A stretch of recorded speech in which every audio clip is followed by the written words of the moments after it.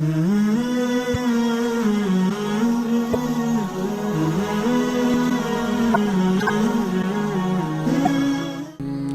کی مخلوق ابلیس اور جن، اسے آگ سے بنایا گیا تھا، جس کے بارے میں قرآن نے کئی دفعہ بتایا ہے کہ اسے آگ سے بنایا گیا۔ لیکن یہ ابلیس آیا کہاں سے؟ کیا اس سے پہلے ابلیس جیسے اور بھی تھے؟ آئیے اس ویڈیو میں آج ہم اس پر تفصیلاً بات کریں گے۔ مفسرین نے اس بارے میں کئی روایات بیان کی ہیں۔ انہوں نے کہا ہے کہ اللہ تعالیٰ نے بہت سارے جن بنائے تھے جو زمین پر تھے۔ اللہ تعالیٰ نے انہیں بنا کر اس بات کی ذمہ داری دی تھی کہ وہ اللہ تعالیٰ کو پہچانیں، تسلیم کریں اور مانیں۔ جب اللہ تعالیٰ کسی مخلوق کو ایسی ذمہ داری دیتے ہیں تو ان میں اپنے پیغمبر بھیجتے ہیں۔ اللہ تعالیٰ نے ان میں جنات ہی میں سے پیغمبر بھیجے۔ زمین پر انسانوں میں سے پیغمبر آنے سے پہلے، یعنی حضرت آدم علیہ السلام سے بھی پہلے، جن پیغمبر بھیجے گئے تھے۔ جنات کی تخلیق چونکہ آگ سے ہوئی ہے تو اس وجہ سے غصے والا ہونا، تیز ہونا، طاقتور ہونا یہ ان کی فطرت میں تھا۔ اس لیے آپس میں لڑنا، جھگڑنا، اپنے آپ کو بڑا ثابت کرنا ان کی خصلتوں میں سے تھا۔ لیکن سارے ہی جن ایسے نہیں تھے۔ اللہ تعالیٰ نے سورہ جن میں جنوں کی دو جماعتوں کے بارے میں فرمایا ہے، صالحون یعنی جو نیک بھی تھی، اور دوسری جماعت جو سرکش تھی۔ اب زمین پر دونوں طرح کے جن تھے۔ جب ان میں پیغمبر بھیجے گئے تو جنات نے ان کی بات کو ماننے سے انکار کر دیا اور ان کی کافی تعداد کو قتل کر دیا۔ زمین پر بہت زیادہ سرکشی پھیل چکی تھی۔ لیکن ایک جن تھا جو بہت ہی نیک تھا،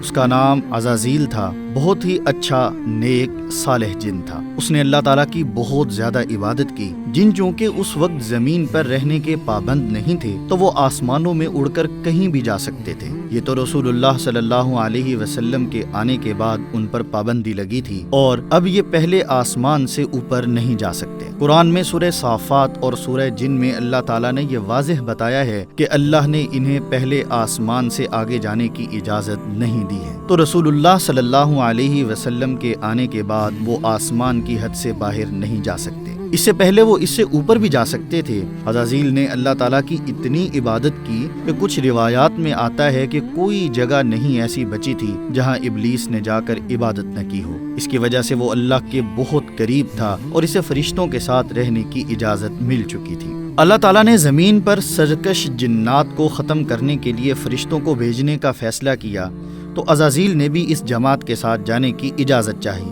اور اللہ تعالیٰ نے اسے اجازت دے دی۔ تو یہ فرشتوں کے ساتھ زمین پر اترا اور بہت سارے جنات کو قتل کیا۔ کچھ جنات جو بچ گئے تھے ان کے ذریعے ان کی نسل آگے چلی، اور اس کے بعد وہ فرشتوں کے ساتھ واپس چلا گیا۔ وہ فرشتوں کے ساتھ تھا لیکن اللہ تعالیٰ نے یہ واضح کیا ہے کہ فرشتہ نہیں ہے بلکہ وہ جن ہی ہے۔ اللہ تعالیٰ نے اس بات کو واضح طور پر اس لیے کہا ہے کیونکہ کوئی بھی فرشتہ اللہ تعالیٰ کے حکم کی خلاف ورزی نہیں کر سکتا۔ اللہ تعالیٰ نے ان کی فطرت میں یہ بات رکھی ہے کہ وہ اس کے حکم کے خلاف نہیں کر سکتے، لیکن جن کو چونکہ فیصلہ کرنے میں آزادی حاصل ہے اس لیے وہ نافرمانی کر سکتا ہے۔ بائبل میں تحریف کر کے ابلیس کو فالن اینجل لکھ دیا گیا ہے، اور وہ یہ کہتے ہیں کہ اگر کوئی فرشتہ اللہ تعالیٰ کی مرضی کے خلاف جانے کا فیصلہ کرتا ہے تو اللہ تعالیٰ اسے فرشتوں میں سے نکال دیتے ہیں اور وہ فالن اینجل بن جاتا ہے۔ لیکن یہ ہم مسلمانوں کے عقیدے کے خلاف ہے۔ ہمارا عقیدہ ہے کہ کوئی فرشتہ بھی اللہ تعالیٰ کے حکم کی نافرمانی نہیں کر سکتا۔ عزازیل اللہ تعالیٰ کے حکم کی نافرمانی اسی لیے کر سکتا تھا کیونکہ وہ فرشتہ نہیں تھا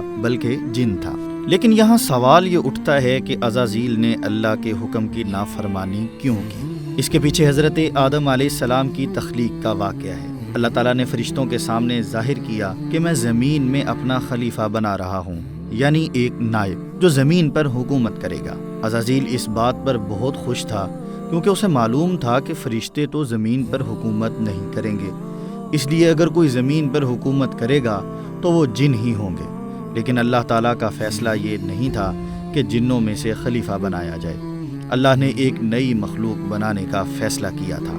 عزازیل کو اس سے بہت صدمہ پہنچا کیونکہ اسے طاقت چاہیے تھی، زمین پر حکومت کرنا چاہتا تھا، لیکن اس کے سارے خواب اور امیدیں اس نئی مخلوق کی وجہ سے چکنا چور ہو گئی تھیں۔